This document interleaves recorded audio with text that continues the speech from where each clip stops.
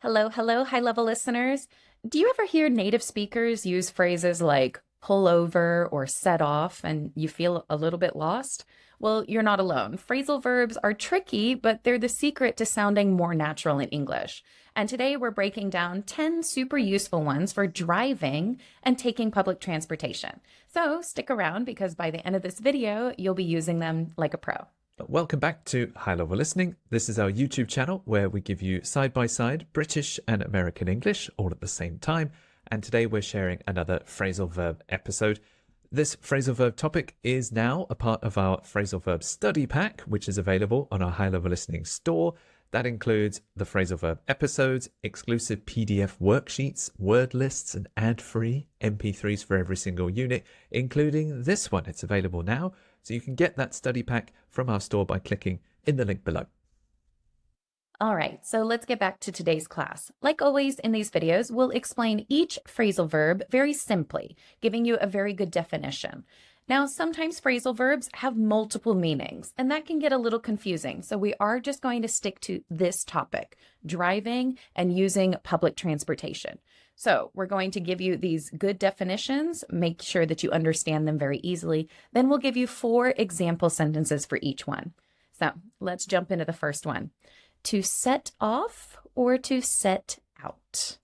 To set off or to set out is to start or begin your journey. Okay, so if you are setting off tomorrow, that means that you are leaving home and starting your travels. You're starting your trip, okay? So we're setting off on our road trip early tomorrow morning.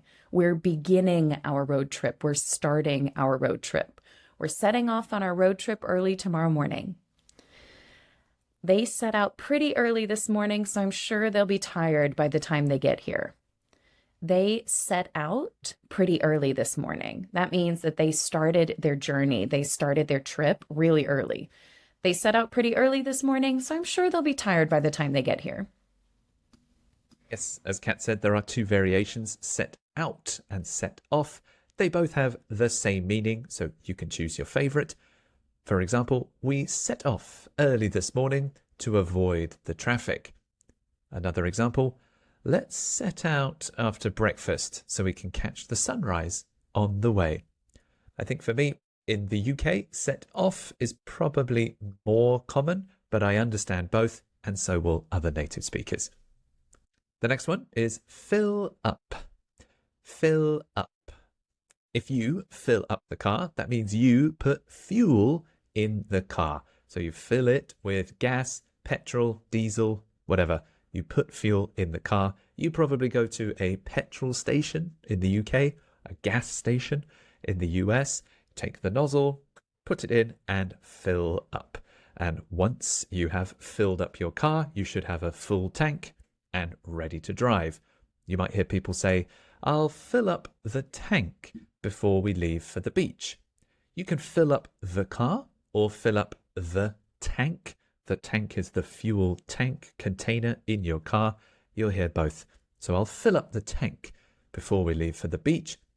As a question, you can ask someone else, have you filled up the car yet? We're running low on petrol. In the UK, you'll have petrol. In the US, probably gas. But again, native speakers will understand either way. I think we might joke a little bit if you said petrol, because that's so British, so British. Yeah, petrol station. So when we talk about filling up and fueling up, we use both of these phrases in the US, and the up means 100% to the top, okay? It's empty right now. We need to fill up. We need to fill up. Now, just like Mark said, we go to fill up with gas at the gas station. But what's nice about this verb is we know that's what you mean. If you say fill up the tank, we know you mean gas, or in the UK, we know you mean petrol, which is much easier so you don't actually have to remember the word, right? We need to fill up the tank before we leave town. The tank is on empty. We need to find a place to fill up. So gas station, petrol station, it doesn't really matter. We know from this verb, fill it up. Fill it up, please. And even though you pump your own gas at a gas station, if you do talk to somebody, you can say, fill it up, please, or fill her up, please. So our next one is to get on. Get on. Now, I like this phrase because it means to board, B-O-A-R-D, which I see a lot in textbooks, but we more often use this phrase, get on. Get on. Now, we don't usually use this for a car. We will get in a car, get in a taxi, but most of the other ones will use get on. Get on a bus, get on a train, get on a plane, get on a highway, get on a motorway, okay? So we got on the train just before it left the station. Literally, whoop, I'm on the train. I'm on the train. Yes, you are inside the train, but we use this word get on. Get on. So we'll need to get on the flight as soon as they announce boarding.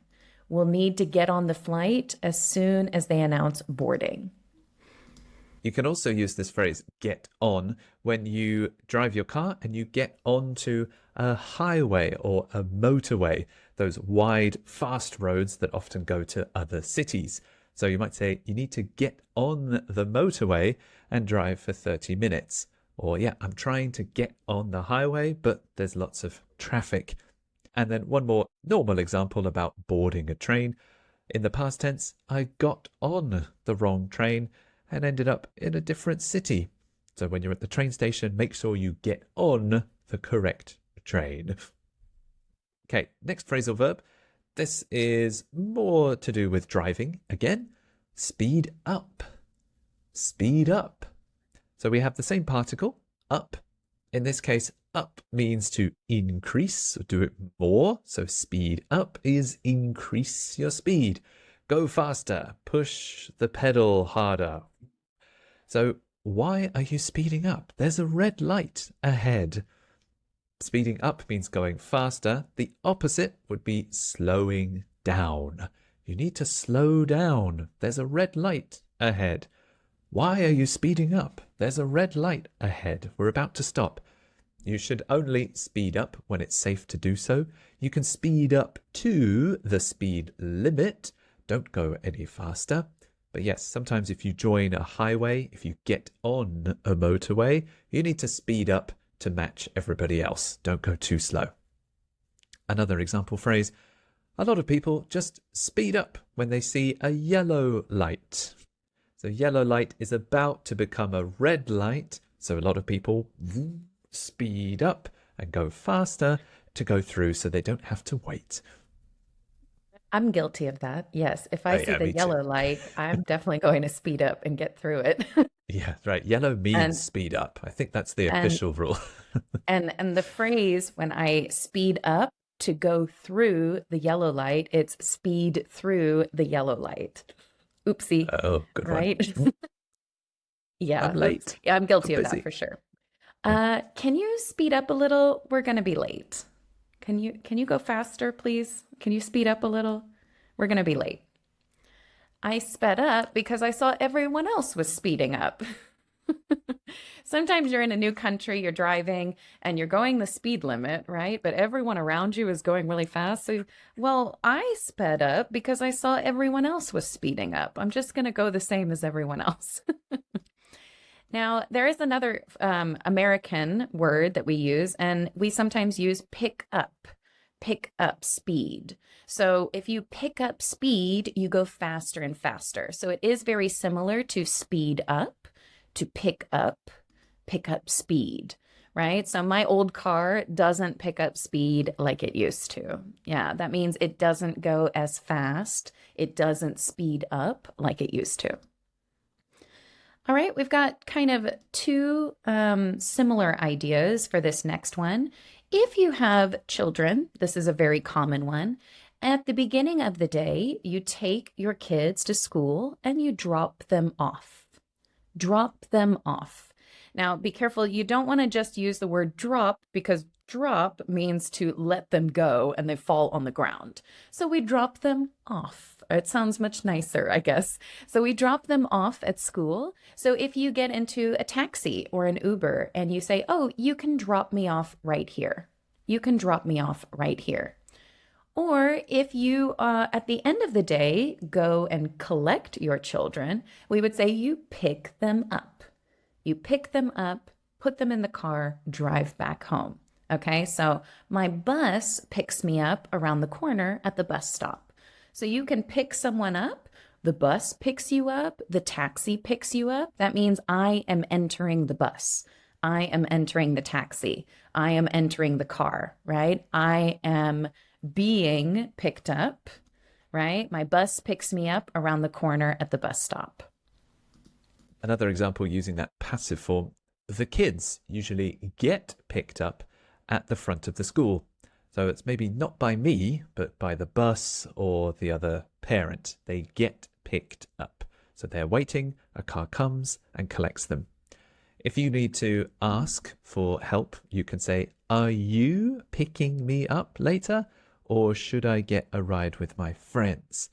You can also call someone if you need help. "Can you pick me up? It's raining. I don't have any money for the bus. Can you pick me up? Can you come and collect me?"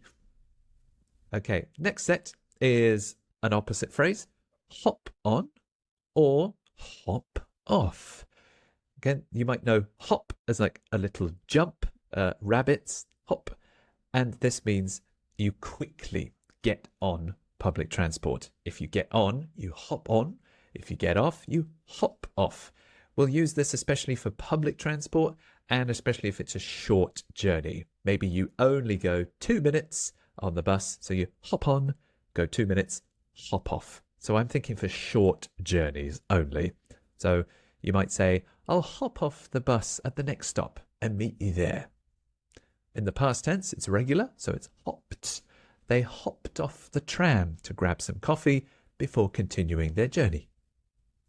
You can hop on the next bus. It's coming in 5 minutes. This sounds quick and easy, right? You can hop on the next bus. I missed the last one. Hey, no problem. You can hop on the next bus. It's coming in 5 minutes. We hopped on the train just as the doors were closing. This actually sounds like I'm running, and I'm hopping onto the train, right? So that does sound quite quick.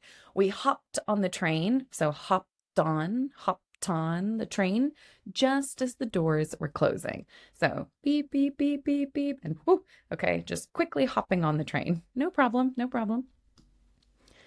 Now, this one is a good one that I use quite a bit, to turn around. Okay, to turn around. Now, literally to turn around means to turn around. And it means to go in the opposite direction. Okay, so we're going to change direction, usually go back the way we came. All right, so I'm moving forward. Oh, I'm sorry, I need to turn around and I'm just going to go back. Right, so when we turn around, maybe it's because we missed something. Maybe it's on the other side of the street and we have to do a U-turn. So I'm going to turn around. Oh man, we missed the turn, so we had to turn around. We missed the turn. Oops. Oh, there it goes. Okay, I need to turn around and go back. This looks like a good place to turn around. All right, I'm going to pull in, pull back out, turn around. If you set your GPS or your sat-nav to English and you miss your turn, it might say, "Turn around when possible." Like, do a U-turn, as in go back the opposite way. This happens to me. Sometimes I'm driving and, oh, we just drove past it. Let's turn around. Or maybe you're trying to cross a busy street and there's lots of traffic. I'm waiting for a gap in the traffic so I can turn around. There is one more similar phrase you might hear. It's an adjective more. When you say, "I got lost," you can say, "I got turned around." Maybe I'm in a new city, there's lots of streets and directions, and I got a bit confused and lost. So I got turned around. Where am I? So maybe you're late to meet your friend. "Oh, sorry, we're late. We got turned around. It's my first time in this city." So you can turn around in your car and you can get turned around when you get a bit lost or overwhelmed. Similar phrase also when you're driving, when you need to back up. The cool thing is to put your arm over the headrest and then look behind you and back up. Reverse, go backwards, back up. This is a more casual way to say reverse. We don't often say the word reverse, That's something you would see in writing. When we're speaking, we'll use a phrasal verb. Back up. Maybe you're trying to help your friend park and you need to back up, keep backing up. I'll tell you when to stop. Keep backing up, keep backing up. Okay, stop. So back up is the casual phrase that anyone will use. This is true in the UK, probably the US as well. In the past tense, I was backing up out of my parking space when some idiot nearly hit me. So maybe you're leaving the supermarket, you're backing up out of my parking space. I was backing up out of my driveway. I was backing up out of my house. When you're reversing, you are backing up. Other phrases, could you back up the car a bit? I need more space to park. That means take the car back, right? Could you back up the car a bit? I need more space to park. He backed up slowly to avoid hitting the fence.